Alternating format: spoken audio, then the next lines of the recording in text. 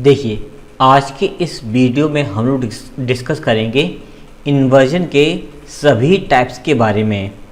Inversion पूरे grammar में कितने टाइप से यूज़ होता है, उसके क्या क्या फॉर्मेट होते हैं, क्या क्या उसके तरीके होते हैं, वो एक एक पॉइंट को हम लोग डिस्कस करेंगे डिटेल में। बेसिकली ये एक यूनिक कॉन्सेप्ट होने वाला है और ये जो मैं आपको वीडियो देने वाला हूँ, मैं गारंटी ले सकता हूँ कि इतने अच्छी तरह से ये सारे कॉन्सेप्ट्स जो हैं पेड क्लासेस में भी नहीं पढ़ाए जाते हैं। मैंने खुद भी एक पेड क्लास ली थी और बहुत ही महंगी क्लास मैंने ली थी और उस क्लास में भी इतने सारे कॉन्सेप्ट्स नहीं पढ़ाए गए थे जो मैं आपको पढ़ाने वाला हूँ। तो बेसिकली पेड से भी ऊपर के कॉन्सेप्ट्स होने वाले हैं जो आए दिन हमें न्यूज़पेपर्स है, एडिटोरियल्स है, कॉम्प्रिहेंसन है, कॉम्पिटिटिव एग्जामिनेशन जो क्वेश्चन आंसर बनते हैं, हमारे जो एरर्स बनते हैं, उनमें ये हमें देखने को मिलते हैं। तो इस वीडियो में हम लोग क्या क्या डिस्कस करेंगे, पहले हम वो डिस्कस कर लेते हैं। वर्ब के बाद सब्जेक्ट कब आता है, ये इन्वर्जन कैसे यूज होता है, ये हम ये देखेंगे। ऑक्सिलरी के बाद हमारा सब्जेक्ट फिर वर्ब आती है, ये कॉम्बिनेशन कैसे यूज होता है हम ये देखेंगे। सब्जेक्ट वर्ब इन्वर्जन कैसे यूज होता है हम ये देखेंगे। Inversion after place adverbial, place के बाद यानी कि प्लेस वाले जो एडवर्ब्स होते हैं उनके बाद इन्वर्जन कैसे यूज़ होता है हम ये देखेंगे। डायरेक्ट स्पीच में इन्वर्जन कैसे यूज़ होता है हम ये देखेंगे। जो न्यूज़पेपर की हेडलाइंस होती हैं, जो न्यूज़ हेडलाइंस होती हैं, उनमें इन्वर्जन कैसे यूज़ होता है हम ये देखेंगे।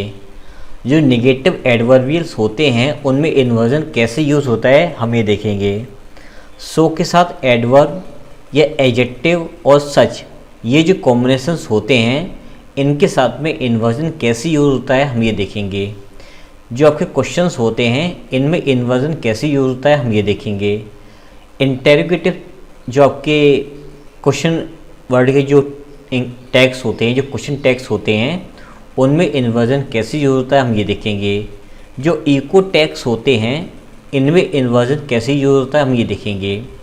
सो है, नीदर है, नॉर है, इनके साथ में इन्वर्जन कैसे यूज़ होता है हम ये देखेंगे। ये सारे पॉइंट्स को बड़ी ही गहराई से देखेंगे। आपको ये वीडियो बिल्कुल पूरी देखना है, आपको एक एक पॉइंट अच्छी तरह समझ आ चुका होगा अगर आप इस वीडियो को देख लोगे। इसके अलावा मैं एक ऑलरेडी वीडियो बना चुका हूँ संपूर्ण इन्वर्जन के ऊपर। इसमें मैंने बहुत डिटेल में ये सारे पॉइंट्स जो हैं मैंने बड़ी ही गहराई से बताए हैं, जो इस वीडियो के अलावा भी मैंने इस वीडियो में एक्स्ट्रा इन्फॉर्मेशन दे रखी है। आप जाकर के इस वीडियो को देख सकते हो। काफ़ी अच्छे व्यू आए हैं और काफ़ी सारे लाइक्स इस वीडियो पर मिले हैं। तो इसमें मैंने बड़ी ही गहराई से इन्वर्जन की बहुत सारी मैंने बातें बताई हैं जो हमें किसी बुक्स में नहीं मिलती हैं। बेसिकली मैं जो पढ़ा रहा हूँ ये किसी भी बुक्स में आपको पढ़ने के लिए नहीं मिलेगा, क्योंकि ये एक्सपीरियंस के थ्रू चीज़ें आती हैं और वो मैं एक्सप्लेन करने की कोशिश कर रहा हूँ। हालांकि इससे पहले मैं ऑलरेडी इन्वर्जन एडवर्ब के अंदर इन्वर्जन का पार्ट 1 और पार्ट 2 दो वीडियोस दे चुका हूँ। उनमें मैंने काफ़ी डिटेल में बताया था इन्वर्जन के बारे में। हालांकि मैं मल्टीपल वीडियोस बना चुका हूँ, लेकिन जब तक सेटिस्फेक्शन नहीं मिलता है कि कुछ और पढ़ाना चाहिए, कुछ और जानकारी जब मिलती है, कुछ अपडेट मुझे मिलता है, तो मैं उन चीज़ों को क्लियर करने के लिए मैं वीडियो ज़रूर बनाता हूँ। इसलिए मैं आज एक नया वीडियो लेकर के आया हूँ, ठीक है। इसके अलावा अगर आप लोग रैन एंड मार्टिन का संपूर्ण ग्रामर का बैच पढ़ना चाहते हैं तो ये बैच केवल और केवल आपको 499 में मिल जाएगा। बेसिकली इस बैच की जो प्राइस है मार्केट में 10,000 रुपये से लेकर के 20,000 रुपये तक चल रही मार्केट में, लेकिन सभी बच्चे इसको पढ़ सकें चाहे कोई भी हो, इसलिए मैंने इसकी प्राइस जो है वो 499 रखी है ताकि सभी लोग इसको पढ़ सकें। आपको ये बैच कैसे मिलेगा, करना क्या होगा, गूगल प्ले स्टोर पर जाना और उपहार क्लासेस सर्च करना। वहाँ पर आपको उपहार क्लासेस बाय सुमित सर नाम का ऐप मिल जाएगा जिसका लोगो ये है। आप इस ऐप को मोबाइल नंबर से लॉगिन कर लेना और उस ऐप के अंदर आपको रैन एंड मार्टिन फुल बैच मिल जाएगा। इस बैच के अंदर आपको डेमो वीडियोस भी मिल जाएंगे। अगर आप चाहते हो कि सर ने कैसा पढ़ाया है, हमें कुछ डेमो वीडियोस देखने हैं, तो डेमो वीडियोस जो हैं इस ऐप के अंदर देखने को आपको मिल जाएंगे। तो अगर आप रैन एंड मार्टिन का संपूर्ण बैच पढ़ना चाहते हो तो यह बैच आपको केवल 499 में अवेलेबल हो जाएगा। तो जल्दी कीजिए, इस बैच को तुरंत ही ज्वाइन कीजिए। इसके अलावा अगर आप मुझसे बातचीत करना चाहते हो, मुझे फॉलो करना चाहते हो, मुझे कुछ बताना चाहते हो, तो आप सभी जगह मुझे उपहार क्लासेस के नाम से फॉलो कर सकते हो। Telegram, YouTube, Facebook, Twitter, Instagram, Koo app, सभी जगह आप मुझे उपहार क्लासेस के नाम से फॉलो कर सकते हो। अब आइए डिस्कस करते हैं कि पहले ये जान लेते हैं कि आखिर में इन्वर्जन होता क्या है। Basically inversion is the reversal of the normal words order in a sequence in a sentence और फ्रेज। किसी फ्रेज या सेंटेंस में जो शब्दों का जो क्रम होता है उसको अगर रिवर्स कर दिया जाए तो वो रिवर्स किए गए टेक्निक को या रिवर्स किए गए पैटर्न को हम लोग इन्वर्जन कहते हैं। There are two types of inversion. Inversion जो हैं वो दो प्रकार के होते हैं। पहला इन्वर्जन क्या है, जिसमें वर्ब पहले आती है और सब्जेक्ट पीछे जाता है। ठीक है, जैसे कि on the top of the हिल, ये आपका एडवर्ब ऑफ प्लेस है। क्या है? Adverb of place. On the top of the hill stood an old oak tree, यहाँ पर हमारी वर्ब की सेकेंड फॉर्म आई है और फिर हमारा सब्जेक्ट आया है कि हिल के टॉप ऑफ द हिल पर जो एक ओल्ड ओक ट्री जो है वो खड़ा हुआ है, तो वह पहले आई है और सब्जेक्ट पीछे आया है। तो पहला टेक्निक आपकी ये रही कि वह पहले आएगी और सब्जेक्ट पीछे जाएगा। दूसरा क्या है, दूसरे में हेल्पिंग वर्ब पहले आएगी, फिर हमारा सब्जेक्ट आएगा और फिर हमारी वर्ब आ सकती है। जैसे कि अब यहाँ पर जो वर्ब वाला पैटर्न है मैं आपको समझा देता हूँ किस तरह से ये सेंटेंस बनेगा। हार्डली, नेगेटिव एडवर्ब पहले लिखा गया है। Hardly had I arrived home when my phone wrong, मैं मुश्किल से ही घर पहुँच पाया था कि मेरा फ़ोन बज गया या मेरे फ़ोन में घंटी आ गई। तो जब नेगेटिव एडवर्ब्स आगे आते हैं तो हेल्पिंग वर्ब पहले आते हैं, फिर आपकी सब्जेक्ट आती है, फिर आपका वर्ब आता है। तो यहाँ पर ये जो वाली जो वर्ब थी ना, ये आपकी मेन वर्ब है। ठीक है, तो हेल्पिंग वर्ब पहले आएगी, पहले आई है, फिर आपका सब्जेक्ट आया है, फिर आपकी मेन वर्ब आई है और उससे पहले आपका आएगा एडवर्ब। ठीक है, तो दो तरीके यहाँ पर हमने सीखे। एक और देखिए, when does the bus leave, बस कब चलती है। तो पहले क्वेश्चन वर्ड आया, फिर हेल्पिंग वर्ब आई, फिर मेरा सब्जेक्ट आया, फिर मेन वर्ब आई। ये ऑब्वियसली आपको मालूम है, जनरल क्वेश्चन लिखा हुआ है। Are you hungry, aren't you, क्या तुम हंग्री हो ना, तुम हंग्री हो ना। तो क्वेश्चन टैग लगा हुआ है, क्वेश्चन टैग भी हमारा जो है वो इन्वर्जन के फॉर्म में लिखा जाता है। अब बात करते हैं सब्जेक्ट वर्ब इन्वर्जन के बारे में। In this type of inversion, इस टाइप के इन्वर्जन में the subject and the main verb switch positions, इसमें जो मेन वर्ब होती है और जो सब्जेक्ट होता है वो आपस में एक दूसरे में अपनी पोजीशन बदल देते हैं। So the verb comes before the subject, इसमें जो वर्ब होती है, जो मेन वर्ब होती है वो सब्जेक्ट के पहले आती है। Subject verb inversion after place adverbs, इसमें क्या होता है, प्लेस वाले जो एडवर्ब्स होते हैं वो आते हैं पहले, फिर आपकी मेन वर्ब आती है, देन आपका सब्जेक्ट आता है। दूसरा, इसमें इनडायरेक्ट स्पीच में भी हमें डायरेक्ट स्पीच में भी हमें देखने को मिलता है इन्वर्जन, और न्यूज हेडलाइंस जो हैं उनमें भी हमें इन्वर्जन देखने को मिलता है। तो सबसे पहले देखते हैं प्लेस वाले एडवर्ब्स जब आते हैं तो उनमें इन्वर्जन कैसे होता है। व्हेन एन एडवर्ब और एडवर्बियल एक्सप्रेशन ऑफ प्लेस, जब एडवर्ब ऑफ प्लेस या एडवर्बियल एक्सप्रेशन ऑफ प्लेस यानी कि वे एडवर्ब जो प्लेस को इंडिकेट करते हैं, comes in the initial position, जब वो सेंटेंस की शुरुआत में आते हैं, the subject and the verb are inverted, तो सब्जेक्ट और वर्ब जो है आपस में एक दूसरे की पोजीशन बदल जाती है उनकी। जैसे कि डाउन द हिल, हिल के नीचे, रोल्ड द चिल्ड्रन, तो सब्जेक्ट हमारा बाद में आया और वर्ब आई पहले, और ये हमारा एडवर्ब ऑफ प्लेस है। Round the corner was a nice cafe, round the corner, corner में ही एक अच्छा सा कैफ़े था, तो ये भी एडवर्ब ऑफ प्लेस जो कि फ्रेज़ है और यही फ्रेज़ था। हमारी हेल्पिंग वर्ब पहले आई है और हमारा सब्जेक्ट बाद में आया है। This is a rhetorical device used mainly in formal and literary style, however it may also occur in every conversation. Rhetorical device है और ख़ासतौर पे फॉर्मल लिटरेरी स्टाइल दोनों में ही यूज़ किए जाते हैं डेली कॉन्वर्सेशन में। जैसे कि हेयर कम्स द बस, ये लो बस आ गई, ये लो बस आ गई। इस जब बोलते हैं ना हम लोग इससे सेंटेंसेस तो ऐसे होता है हेयर कम्स द बस। तो ऐसे सेंटेंसेस में जैसे हेयर है, देयर है, तो उसमें हेल्प जो हमारी मेन वर्ब वो पहले आती है और सब्जेक्ट जाता है पीछे। देयर गोज सैली, सैली सैली तो निकल पड़ी, सैली तो चल पड़ी, ऐसे में बोलते हैं। तो देयर फिर अपना मेन वर्ब देन आपका subject. Here is my number, तो हेयर फिर इज़ फिर आपका subject. But if the subject is a personal pronoun there is no inversion. अगर यहाँ पर ये नाउन लिखा हुआ था सभी जगह, नाउन की जगह अगर हमें पर्सनल प्रोनाउन लिखा हुआ मिले तो इन्वर्जन नहीं होगा। जैसे कि हेयर इट कम्स होगा, हेयर कम्स इट नहीं होगा। देयर सी गोज़ होगा, देयर गोज़ सी नहीं होगा। हेयर इट इज़ होगा, हेयर इज़ इट नहीं होगा। क्लियर, ये आपको याद रखना है। अब बात करते हैं कि डायरेक्ट स्पीच में इन्वर्जन का यूज़ कैसे होता है। In indirect speech, if the quotation preceded the reporting verb, the subject and reporting verb can be inverted। जैसे कि सेंटेंस पहले लिख दिया हम लोगों ने, आई एम सॉरी। रिपोर्टेड स्पीच जो पहले लिख दी गई है, रीना सेड या सेड रीना, सही क्या माना जाए।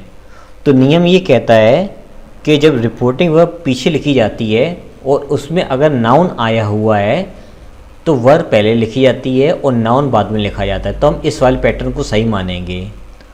और अगर प्रोनाउन आया हुआ है तो हम सी सेड लिखेंगे, तो प्रोनाउन पहले आएगा और वर्ब बाद में जाएगी, तो ये वाला पैटर्न ठीक मानेंगे हम लोग। Clear. If the subject is long usually there is inversion. अगर सब्जेक्ट लंबा है तो हम इन्वर्जन का यूज़ करते हैं। ठीक है।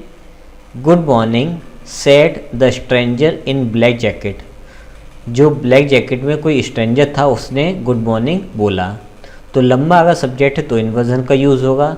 अगर कोई नाउन आया हुआ है तो भी इन्वर्जन का यूज़ होगा। अगर प्रोनाउन आया हुआ है तो इन्वर्जन का यूज़ नहीं होगा।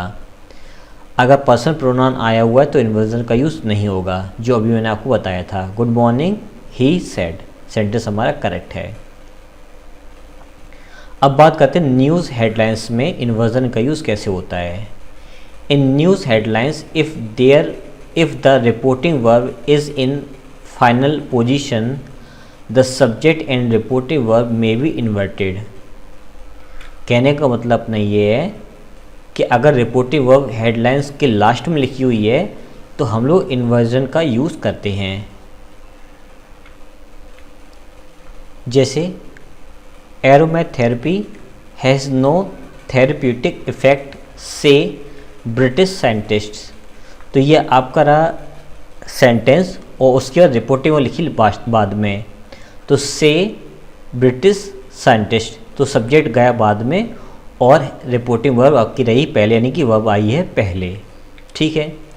अब बात करते हैं सब्जेक्ट ऑक्सिलरी इन्वर्जन कैसे यूज़ होता है। In this type of inversion, इस टाइप के इन्वर्जन में the subject and auxiliary switch positions. Auxiliary verb पहले आती है और सब्जेक्ट जाता है पीछे। In the present and past simple, present और पास्ट सिंपल में यानी इंडेफिनिट टेंसेस में जो हमारी ऑक्सिलरी डू या डज और डिड जो यूज़ होती है कम बिफोर सब्जेक्ट, वो सब्जेक्ट से पहले आती है जो ऑलरेडी हमें मालूम है, और उसके बाद जो अगली वर्ब आती है वो बेयर इन्फिनेटिव आती है। The word order is the same in the questions. जैसे कि एक तो नेगेटिव एडवर्ब्स यूज़ होते हैं, ठीक है, और एक एडवर्ब यूज़ होता है सो के साथ में एडवर्ब या एडजेक्टिव और सच का भी यूज़ हम लोग करते हैं। और इन्वर्जन का यूज़ हम लोग क्वेश्चंस में भी करते हैं, और इन्वर्जन का यूज़ क्वेश्चन टैग्स में भी करते हैं, और इको क्वेश्चंस में यूज़ करते हैं क्वेश्चन टैग का। सो है, नीदर है, नॉर है, इनमें भी क्वेश्चन टैग का यूज़ हम लोग करते हैं। तो ये 6 तरीके के क्वेश्चन टैग कैसे यूज़ हम लोग करते हैं, सॉरी इन्वर्जन कैसे यूज़ करते हैं, इन तरीके से हम इनके बारे में डिस्कस करेंगे। तो सबसे पहले बात करते हैं इन्वर्जन जो है वो नेगेटिव एडवर्ब्स के बाद कैसे यूज़ किया जाता है। जैसे कि हार्डली, स्कार्सली है, बियरली है, नो सूनर है, ये हमारे नेगेटिव एडवर्ब्स हैं। तो इनकी बात हमारा जो सेंटेंस यूज़ होता है वो इन्वर्जन में यूज़ होता है। कुछ और वर्ड्स हैं, नेवर है, रेयरली है, लिटिल है, इन या अंडर नो सर्कमस्टेंसेस है, तो यहाँ पर नो आया हुआ है। ऑन या नो कंडीशन है, इन नो वे है तो नो आया है। Not only but also not आया हुआ है। ऐसे कुछ बनने वाले शब्द कुछ और देखते हैं। Only after, only if, only in this way etcetera, not until में नॉट आया हुआ है। तो यहाँ पर ओनली स्ट्रेस कर रहा है नेगेटिव सेंस देने के लिए, यहाँ पर ओनली स्ट्रेस कर रहा है नेगेटिव सेंस देने के लिए, यहाँ पर ओनली स्ट्रेस कर रहा है नेगेटिव सेंस देने के लिए। तो अब इन वर्ड्स को देखते हैं। तो ये वर्ड्स अगर शुरुआत में आते हैं तो इनका कंजंक्शन जो बीच में यूज़ होता है वो व्हेन यूज़ होता है। नो सूनर का जो कंजंक्शन यूज़ होता है सेंटेंस के बीच में वो देन आता है, क्योंकि कॉम्प्लीट डिग्री है आपकी, ठीक है।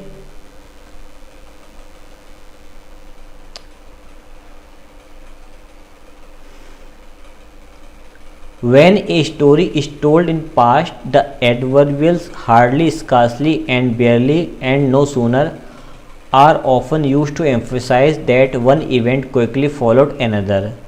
The verb describing the earlier event is the past perfect tense. If hardly, scarcely, barely, and no sooner are in the initial position, the subject and verb auxiliary are inverted. कहने का मतलब अपने ये है कि जैसे ही कंजंक्शन आपको मिल गई, जैसे ये कंजंक्शन आपको मिल गया या फिर ये कंजंक्शन आपको मिल गए, तो इनके बाद हम लोग पास्ट परफेक्ट टेंस रखते हैं और इसके बाद पास्ट इंडेफिनिट रखते हैं, इसके बाद पास्ट इंडेफिनिट रखते हैं। तो पास्ट परफेक्ट इसलिए रखते हैं कि इस काम के बाद ये काम हुआ है, सीक्वेंस को शो करने के लिए हम लोग जो है पास्ट परफेक्ट फिर पास्ट इंडेफिनिट को लिखते हैं। तो यहाँ पर ये बता रहे हैं, रूल में ये बताया जा रहा है कि उस काम को, उस इवेंट को एम्फेसाइज करने के लिए भी हम लोग पास्ट परफेक्ट टेंस का यूज़ कर देते हैं। हालांकि कोई ऐसी बात नहीं है। तो देख लेते हैं। हार्डली नेगेटिव वर्ड आया तो आपका इन्वर्जन यूज़ होगा। Hardly had I arrived home, मैं मुश्किल से ही घर पहुँच पाया था। व्हेन माई फ़ोन रैंग, कि मेरा फ़ोन बज उठा। तो देखिए आप सेकेंड फॉर्म आइए, पास्ट का इंडेफिनिट टेंस यूज़ हुआ है। आप चाहें तो सेंटेंस को ऐसे भी लिख सकते हो, I had hardly arrived home, तब भी व्हेन आएगा conjunction. When my phone wrong, ये भी सेंटेंस आपका सही है। Scarcely had she finished reading, वो मुश्किल से ही पढ़ना जो बंद कर पाई थी, समाप्त कर पाई थी। व्हेन शी फेल एस्लीप, तुरंत ही उसको नींद आ गई। इसको आप ऐसे भी लिख सकते हो, she had scarcely finished reading when she fell asleep, आप इसको ऐसे भी लिख सकते हो। Barely had they won the match when the coach had a heart attack, वे मुश्किल से ही मैच जीत पाए थे कि अचानक से उनके कोच को हार्ट अटैक आ गया। आप इसको ऐसे लिख सकते हो, they had बेयरली von the match when the coach had a heart attack. अब हेड देख करके आप पास्ट परफेक्ट मत समझ लेना, क्योंकि हेड के बाद यहाँ पर वर्ब की थर्ड फॉर्म नहीं है, एक आपका नाउन रखा हुआ है। तो हेड एक्चुअली में यहाँ पर वर्ब की सेकंड फॉर्म का काम कर रहा है, ठीक है, ये आपको ध्यान देना है। तो इसमें और इस सेंटेंस में इन्वर्जन का यूज़ किया गया है। No sooner had the company, inversion का यूज़ किया गया है। Had the company launched its new product, then आया कंजंक्शन आपका नो सूनर कॉम्प्लीट डिग्री, इस वजह से कंपनी मुश्किल से ही अपना नया प्रोडक्ट लॉन्च कर पाई थी कि इट वेंट बैंकरप्ट, कि वह बैंकरप्ट हो गई। The company had no sooner launched its new product then it went bankrupt, इसको ऐसे ही आप लिख सकते हो। आपको ध्यान क्या देना है कि वैन हार्डली है, स्कार्सली है, बियरली है, ये वैन को फॉलो करते हैं। नो सूनर जो है वो देन को फॉलो करता है। क्यों करता है? क्योंकि देन नो सूनर जो है वो कॉम्प्लीट डिग्री है, इसलिए देन को फॉलो किया जाता है। इतना आपको याद रखना है। एग्ज़ाम में ये THAN की जगह पर THEN लिख के देते हैं, जो कि गलत होता है। ये मिस्टेक एग्ज़ाम बन करके आती है। अच्छा, कुछ लोग सोच रहे हो कि सर सूना की जगह सूना लिख कर आ जाए, तो अगर सूना की जगह सून लिख के आ जाता है तो अब देन की जगह वैन लिख करके आ जाना, तब टाइम के बारे में बात हो रही होगी। ठीक है, अब बात करते हैं कि नेवर है, रेयरली है, लिटिल है, इन या अंडर नो सर्कमस्टेंसेस है, ऑन नो कंडीशन है, इन नो वे है, नॉट ओनली बट आल्सो है। इनका यूज़ कैसे किया जाता है? जैसे कि नेवर, बिफोर लगाओ या छोड़ सकते हो आप। Have we faced such a challenge, मतलब हम लोगों ने इस तरह का चैलेंज कभी पहले फेस नहीं किया। आप इस सेंटेंस को ऐसे भी लिख सकते हो, we have never faced such a challenge before लिख सकते हो या छोड़ सकते हो। तो नेवर पहले आ गया, इसलिए यहाँ पर इन्वर्जन का यूज़ किया गया है। Rarely has there been so much speculation about the future of the company. आप इसको ऐसे भी लिख सकते हो, there has rarely been so much speculation about the future of the company. दोनों तरीके हमारे सही हैं। लिटिल नेगेटिव वर्ड है। Little did she understand what the conversation was about. Little did she understand what the conversation was about. वो ना के बारे में समझ पाई कि बातचीत किस बारे में चल रही थी।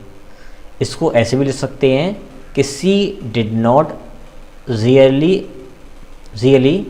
Understand what the conversation was about, कि बातचीत क्या चल रही थी वो सच में समझ नहीं पाई। अंडर नो सर्कमस्टेंसेस, ये फ्रेज एग्जाम में बहुत ज़्यादा पूछा जाता है। Are you allowed to disturb the pilots, किसी भी परिस्थिति में आपको पायलट्स को डिस्टर्ब करने की अनुमति नहीं दी जाएगी। तो you are not allowed to disturb the pilots under any circumstances, ऐसे किया जाएगा, क्योंकि जब यहाँ पर नॉट लग गया है तो यहाँ पर फिर एनी का यूज़ किया जाएगा, और यहाँ पर नो लग गया है तो यहाँ पर एनी दोबारा नहीं आएगा। ये आपको ध्यान रखना होगा। एग्ज़ाम मिस्टेक बनती है ऐसी, माइन्यूट होती तो हमें ध्यान नहीं रहता है, इसलिए आपको मैंने याद दिला दिया है। On no condition will the company bear responsibility for lost property. On no condition, किसी भी परिस्थिति में नहीं, किसी भी कंडीशन पर नहीं, किसी भी शर्त पर नहीं। द कंपनी विल बियर, मतलब कंपनी जो है, जो प्रॉपर्टी में लॉस्ट हुआ है, कंपनी जो है उस चीज़ की रिस्पॉन्सिबिलिटी नहीं लेगी किसी भी शर्त पर। हम इसको ऐसे भी कह सकते हैं, the company will not, not आ गया है तो आगे एनी आएगा। आया है, हाँ आया है। Will not bear responsibility for lost property on any condition. In no way am I related to the suspect. हम इसको ऐसे भी कह सकते हैं, I am in no way related to the suspect. ठीक है, तो दोनों तरीके अपने सही हैं। Not only did he exceed the speed, न सिर्फ उसने स्पीड बढ़ाई, but he had also consumed alcohol. न सिर्फ उसने स्पीड बढ़ाई बल्कि उसने एल्कोहल भी कंज्यूम किया। अब आप चाहें तो उसको ऐसे भी कह सकते हैं कि he not only exceeded the speed limit but he also consumed alcohol. दोनों तरीके ठीक हैं, लेकिन ऊपर वाला प्रेफर किया जाएगा क्योंकि ये एग्ज़ाम के पॉइंट ऑफ व्यू से इम्पोर्टेंट है। ये सिर्फ समझाने के पर्पज़ से लिखा हुआ है।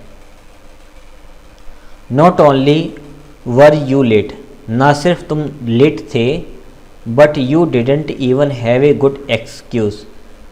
ना सिर्फ तुम लेट थे बल्कि तुम्हारे पास कोई अच्छा कारण भी नहीं था बताने के लिए कि तुम लेट क्यों हुए। तो you were not only late but you did not have a good excuse either. ना सिर्फ तुम लेट थे बल्कि तुम्हारे पास एक अच्छा कारण भी नहीं था बताने के लिए। तो इधर का मतलब कारण भी नहीं था बताने के लिए। अब बात करते हैं ओनली आफ्टर, ओनली इफ़ है, ओनली इन दिस वे है, नॉट अंटिल है। कुछ ऐसे फ्रेजेस को देखते हैं। Only after lunch can you play, मतलब आप केवल लंच के बाद ही खेल सकते हो। You can only play after lunch, तुम केवल लंच के बाद ही खेल सकते हो। Only after finishing your homework, यानी कि अपना होमवर्क फिनिश करने के बाद ही कैन यू प्ले, तुम खेल सकते हो। Only after you have finished your homework, याद रखना ये सारे फ्रेजेस हैं, फ्रेजेस ना बोल के सेंटेंस से जुड़े हुए हैं ओनली आफ्टर के साथ में, और ये वाला आपका इन्वर्जन में यूज़ हो रहा है। ध्यान रखना है इन्वर्जन में कौन सा पार्ट यूज़ होना है, लास्ट वाला यूज़ होना है, तो लास्ट वाले पार्ट को इन्वर्जन में डालना है, ये आपको याद रखना है। Only after you have finished your homework can you play, ये आपको ध्यान रखना है कौन से पार्ट को इन्वर्जन में हमें डालना है। Only by guessing can you solve this puzzle, केवल गैस करके ही तुम इस पजल को सॉल्व कर सकते हो। तो you can only solve this puzzle by guessing, तुम इस पजल को केवल और केवल गैस करके ही सॉल्व कर सकते हो। ओनली इफ़ एवरीबडी एग्रीड, अगर सभी लोग एग्री हो जाएं, would I accept this position, तो मैं इस पोजीशन को एक्सेप्ट कर लूँगा। तो I would only accept this position if everybody agreed, मैं इस पोजीशन को तभी एक्सेप्ट कर पाऊँगा या एग्री, मतलब उस पोजीशन को ले पाऊँगा जब सभी लोग एग्री हो जाएंगे। Only in this way does this machine work, सिर्फ इसी तरीके से यह मशीन कार्य करती है। तो this machine only works in this way, यह मशीन सिर्फ इसी तरीके से कार्य करती है। Only then did they discover his secret, और फिर इस तरह से उन्होंने उसके सीक्रेट को खोज निकाला। Only when he needed some help did he call me, only when, और जब ही नीडेड सम हेल्प, जब उसको कोई ज़रूरत महसूस हुई, डिड ही कॉल मी, उसने मुझे पुकारा, उसने मुझे याद किया। Only when I field my glass did I notice that it was broken, जब मैंने अपना ग्लास भर लिया तब मैंने ध्यान दिया कि यह तो टूटा हुआ था। The last sentence can be rephrased as, जो लास्ट वाला सेंटेंस है वो कुछ इस तरह से भी लिखा जा सकता है। Not until I field my glass did I notice that it was broken, जब तक कि मैंने अपना ग्लास भर नहीं लिया तब तक मैंने ध्यान नहीं दिया कि यह टूटा हुआ था। तो इस सेंटेंस को आप नॉट अंटिल से भी बना सकते हो। तो इसको कैसे बनाएंगे? I did not notice that my glass was broken until I filled it, मैंने अपने ग्लास को तब तक ध्यान नहीं दिया जब तक मैंने उसको पूरा भर नहीं लिया, तब तक मैंने उसको टूटा हुआ ध्यान नहीं दिया। If only is followed by the subject at the beginning of the sentence there is no inversion, अगर सेंटेंस की स्टार्टिंग में केवल ओनली आ रहा है तो आप सब्जेक्ट के साथ में कैन या जो भी आपकी वर्ब आ रही वो लगा दो, इन्वर्जन को फॉलो नहीं करेंगे। जैसे कि ओनली यू कैन अंडरस्टैंड, केवल तुम ही समझ सकते हो। इस सेंटेंस में ध्यान दीजिए, रूल ये कहना चाहता है कि ओनली अगर अकेला आ रहा है तो इन्वर्जन का यूज़ नहीं होगा। ओनली व्हेन है, ओनली इफ़ है, और ओनली देन है, ओनली इन दिस वे है, ओनली इफ़ है, ओनली बाई है। जब ऐसे कंजंक्शंस आएंगे तब आपको इन्वर्जन का यूज़ करना पड़ेगा, और ओनली अगर अकेला आ रहा है तो इस केस में आपको जो है इन्वर्जन का यूज़ नहीं करना होगा। अब देखो ओनली इन ग्रामर, अब एक फ्रेज़ आया only in grammar can you be more than perfect, केवल ग्रामर में can you be more than perfect, तुम परफेक्ट हो सकते हो। Can you be more than perfect, तुम परफेक्ट से ज़्यादा और अच्छे हो सकते हो केवल ग्रामर में।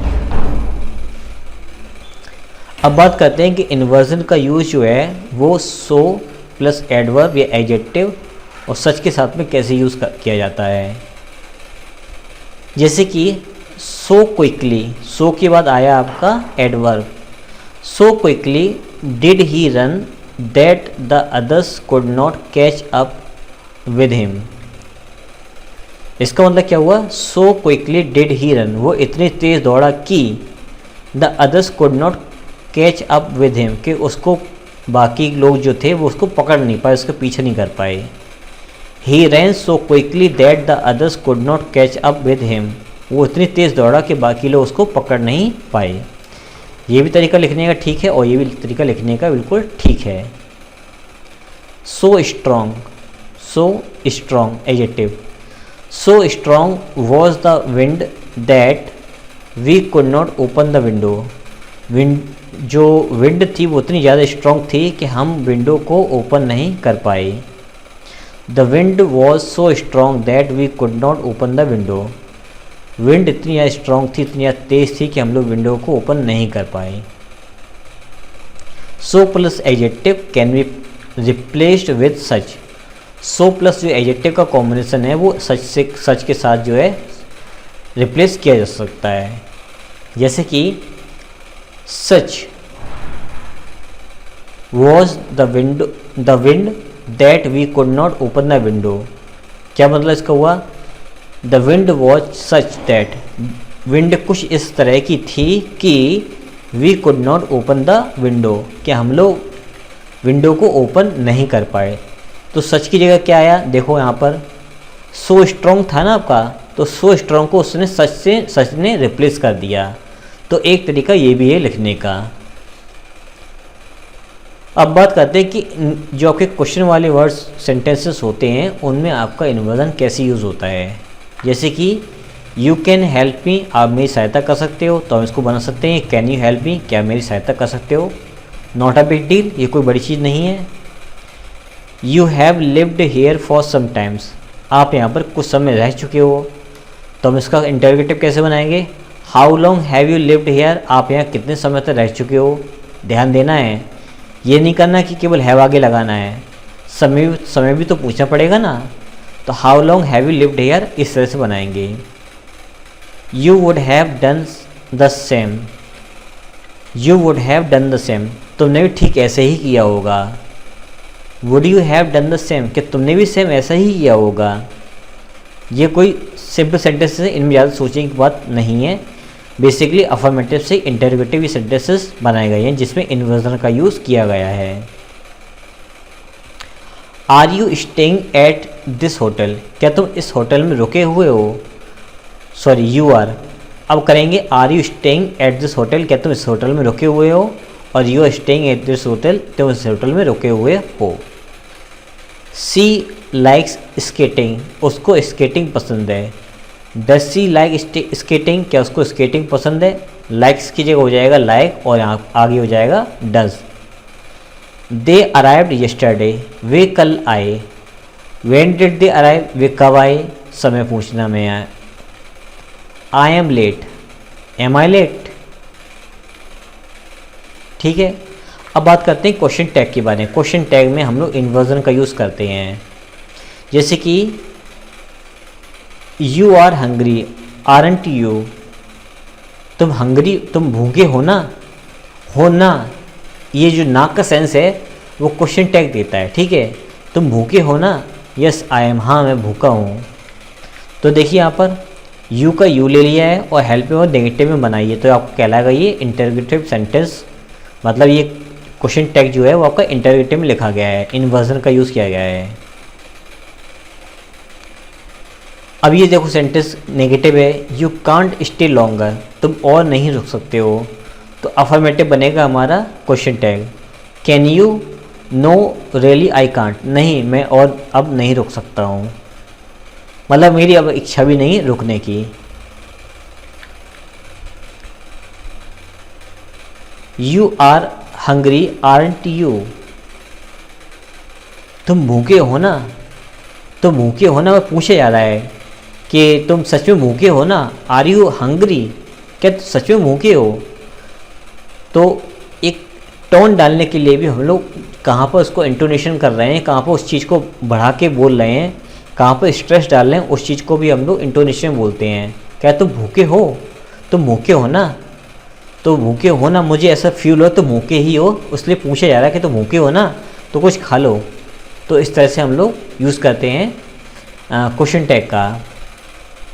और are you hungry, aren't you, तुम भूखे हो ना, I know you are hungry. अब जैसे इन दो सेंटेंस में बोलने के तरीके देखिए, are you hungry, aren't you, तुम भूखे हो, तुम भूखे हो ना, तुम भूखे हो ना। तो इसका मतलब ये निकल के आ रहा है कि क्या तुम भूखे हो, अगर भूख लगी तो खा लो। और दूसरी बार मैं कह रहा हूँ कि तुम भूखे हो ना, तो अगर मैं ऐसे बोलूँ तुम भूखे हो ना, तो मैं ये कहना चाहता हूँ कि 2 बज गए, तुमने अभी तक खाना खाया नहीं है और मुझे पता है कि तुम्हें भूख लगी है, तो मैं पूछ रहा हूँ कि तुम भूखे हो ना। तुम I know you are hungry, मुझे पता तुम भूखे हो, इसलिए मैं कंफर्म कर रहा हूँ तुम भूख लगी होगी, तो चलो आकर खा लो। तो अलग अलग तरीके से हम लोग यूज़ करते हैं, बस इंट्रोडक्शन अंतर था, उसमें कोई सीखने वाली बात नहीं थी। इतनी सीखने वाली बात थी कि हम लोग स्ट्रेस किस पे डाल रहे हैं, उसके हिसाब से भी हम लोग सेंटेंस के मीनिंग कन्वे करते हैं कभी कभी, लेकिन उसमें आपका जो इन्वर्जन है उसमें कोई भी डिफरेंस नहीं होगा। अगला, so you have inherited a mansion. So इसलिए you inherited a mansion. Mansion का मतलब होता है महल वगैरह होना, है ना, महल वगैरह होना।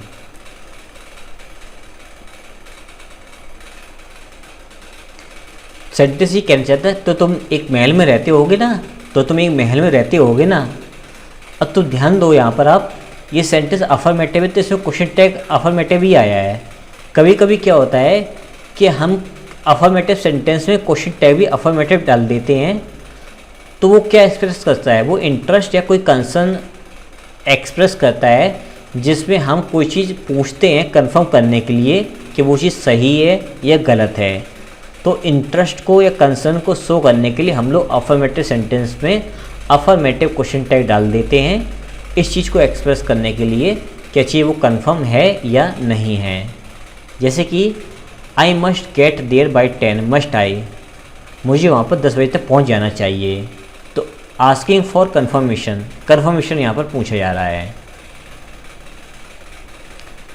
अब देखो अगला, you don't really think I will let you get away with it. I don't really think, मुझे सच में ऐसा लगता नहीं है, I will let you get away with it, कि मैं तुम्हें इसके साथ जाने दूंगा। डू यू, क्या तुम्हें ऐसा लगता है। तो सेंटेंस क्या मीनिंग कन्वे हो रहा है, I hope you don't think I will let you get away with it, कि मुझे नहीं लगता कि तुम्हें ऐसा लगता होगा, कि तुम्हें ऐसा नहीं लगता होगा, तुम ऐसा नहीं सोचते होगे कि मैं तुम्हें इसके साथ जाने दूंगा। ठीक है, तो इस तरह से इसका मीनिंग कन्वे हो रहा है। अगला देखते हैं, आई एम राइट। अब इसमें देखिए, in negative text not can come after pronouns in formal style और फॉर एम्फेसाइज। जैसे कि यहाँ पर एंड का यूज़ हम लोग करते हैं, आरंट का, ठीक है, एम के लिए एंड का यूज़ नहीं करते हैं, आरंट का यूज़ हम लोग करते हैं। लेकिन कभी कभी क्या होता है कि सेंटेंस को एम्फेसाइज करने के लिए हम लोग इसको कॉन्ट्रैक्टेड ना करके नॉट अलग से लिख देते हैं। तो ये तरीका लिखने का है, बाकी इसमें कोई डिफरेंस नहीं है। I am right, am I not, मैं सही हूँ, मैं सही हूँ ना, मैं सही हूँ ना। तो इस तरह से इसका मीनिंग कन्वे होगा। That is my pen, is it not, ये मेरा पेन है ना, ये मेरा ही पेन है ना। ठीक है। दे place N order, did they not, उन्होंने एक ऑर्डर प्लेस किया है ना, किया है ना, इस तरह से। अब बात करते हैं इम्परेटिव की। Open the door, will you, क्या तुम डोर ओपन कर दोगे, क्या तुम कृपया, मतलब एक इसमें रिक्वेस्ट टाइप की इसमें आती है, क्या तुम डोर ओपन कर दोगे। Don't speak like that, will you, क्या तुम इस तरह से बोलना बंद कर दोगे। सजेशन के लिए लेट्स डांस, शैल वी, चलो आज चल के डांस करते हैं, तो उसमें शैल वी का हम लोग यूज़ करते हैं। अब बात करते हैं दिस, दैट, दीज और दोस्त के बारे में। तो इन सभी के लिए हम लोग यूज़ करते हैं दिस और दैट के लिए यूज़ करते हैं इट का use. This is great isn't it, ये अच्छा है ना। That is a nice dress isn't it, ये अच्छी ड्रेस है ना। और दीज और दोस्त के लिए हम लोग यूज़ करते हैं they. These pancakes are delicious, pancake की बेसिकली हिंदी अपने इंडिया में जो मालपुआ होते हैं उनको पैनकेक बोला जाता है। तो these pancakes are delicious aren't they, ये पैनकेक डिलीशियस काफ़ी डिलीशियस है ना। दोज आर क्वाइट फ्रेश, वे काफ़ी फ्रेश है ना। अब बात करते हैं एवरीबडी, समबडी, नोबडी और एनीबडी। ध्यान देते जाइए सभी में हमारा इन्वर्जन यूज़ हो रहा है। Everybody likes her don't they, सभी लोग उसको पसंद करते हैं ना। तो यहाँ पे दे का यूज़ करेंगे सभी के लिए और इन्वर्जन का यूज़ कर रहे हैं हम लोग। Nobody knew the answer did they, कोई भी उसका आंसर नहीं जानता था। जानता था क्या? जानता था कोई? सच में नहीं जानता था। अफर्मेटिव उसका question tag. Anybody could do that, couldn't they, कोई भी यह नहीं कर, कोई भी यह एनीबडी कुड डू दैट, कोई भी यह कर सकता था। क्या नहीं कर सकता था कोई भी? हाँ कर सकता था, इसको कोई भी कर सकता था। somebody should do something about this, somebody should do something, किसी को इसके बारे में कुछ करना चाहिए। shouldn't they, किसी को कुछ नहीं करना चाहिए क्या, बल्कि करना चाहिए। अब बात करते हैं एवरीथिंग, समथिंग, नथिंग और एनीथिंग के बारे में, जिसका क्वेश्चन टैग में इट आता है, ठीक है। और बाकी का हम लोग यूज़ करेंगे टेंस के अकॉर्डिंग उसकी helping verb. Nothing could disturb her, कोई भी चीज़ को डिस्टर्ब नहीं कर सकती है। कर सकती है क्या, बल्कि नहीं कर सकती है। अब बात करते हैं आरंट आई, जो आपका एम होता है उसके लिए एम नॉट का यूज़ नहीं करते, बल्कि हम लोग आरंट का यूज़ करते हैं। I am late aren't I, मैं लेट हूँ ना। अब बात करते हैं देयर इज़ और देयर आर के बारे में। There is something you want to say, क्या तुम कुछ कहना चाहते हो। इज़ंट देयर, क्या तुम कुछ कहना चाहते हो, क्या तुम कुछ कहना चाहते हो ना। इस तरह से हम लोग उसको बोल सकते हैं। There weren't any policeman at the demonstration, demonstration में कोई भी पुलिस वाला उपस्थित नहीं था। वर देयर, तो देयर का जो क्वेश्चन टैग बनता है उसमें देयर ही आता है। हेल्पिंग वर्ब जो भी होगी वही हेल्पिंग वर्ब आएगी, अफर्मेटिव या नेगेटिव में। तो वहाँ पे वर्ब था तो यहाँ पे वर आया हुआ है। नेगेटिव था तो अफर्मेटिव आया है, यहाँ पर अफर्मेटिव था यहाँ पर नेगेटिव आया है। अब बात करते हैं इको क्वेश्चन में इन्वर्जन का कैसे यूज़ करते हैं हम लोग। जैसे कि आई एम सो हंग्री, मैं बहुत ही ज़्यादा भूखा हूँ। ओह आर यू, अच्छा तो तुम भूखे हो क्या, ठीक है। तो इको क्वेश्चन क्या होता है, उसमें एक्सप्रेशन कुछ हम लोग डाल देते हैं, तो उनको हम लोग बोलते हैं echo questions. I am sorry I can't stay any longer, मुझे माफ़ करना अब मैं और नहीं ठहर सकता हूँ। कांट यू, क्या तुम और ठहर नहीं सकते हो क्या, नहीं अब मैं नहीं ठहर सकता हूँ। They always have lunch at 12, वे हमेशा जो लंच जो है 12 बजे करते हैं। डू दे रियली, क्या वे सच में 12 बजे ही करते हैं। तो ये सब इन्वर्जन की टेक्निक हैं। My sister has just pass her driving test, हाल ही में मेरी सिस्टर ने जो है ड्राइविंग टेस्ट पास किया है। हैज़ सी, क्या उसने सच में पास कर लिया है। तो ये लिखने के सारे तरीके हैं। अब बात करते हैं कि इन्वर्जन जो है सो है, नीदर है, नॉर है, इनके साथ में कैसे यूज़ हम लोग करते हैं। सबसे पहले हम करेंगे क्या, जैसे नीदर लगाना है या नॉर लगाना है तो उसके पहले, या सो है आपका, इसके पहले एंड लगाएंगे, फिर सो है, नीदर है, नॉर है, इनका यूज़ करेंगे, देन आपका इन्वर्जन का यूज़ करेंगे।